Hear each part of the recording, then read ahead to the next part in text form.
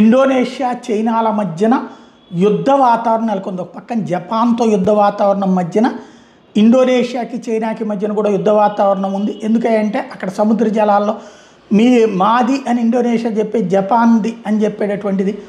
అవి మావి అంటూ చైనా క్లెయిమ్ చేస్తూ అదేమంటే మా రాజుల కాలంలో అవన్నీ మావు కాబట్టి ఇప్పుడు కూడా మా రాజులు నేతుల దగ్గర కాబట్టి ఇప్పుడు మా మూతులు వాసన చూడండి, అవన్నీ మాయే మాకు ఇచ్చేయండి అని చెప్పేటటువంటి చైనా వ్యవహారం వల్ల జరిగిందా లేకపోతే ఇండోనేషియా వ్యవహారం వల్ల జరిగిందో తెలియదు. కానీ ఇండోనేషియా దగ్గర 31 చైనీస్ ఫిషింగ్ బోట్స్ ఒక్కసారిగా కాలిపోయింది, పేలిపోయింది.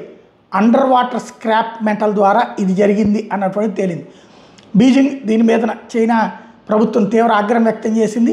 మలేషియా వాళ్ళు ఇదంతా ఇండోనేషియా వాళ్ళు ఇదంతా చేస్తున్నారంటూ తీవ్ర ఆగ్రహం వ్యక్తం చేసింది. దీని మీద తీవ్ర పరిణామాలు ఎదురవుతాయని హెచ్చరిస్తోంది. యుద్ధ వాతావరణం ఉంది కానీ యుద్ధానికి వెళ్తారా లేదా వాళ్ళ పడవలు కూడా అట్లాగే వీళ్ళు ధ్వంసం చేస్తారో చూడాలి.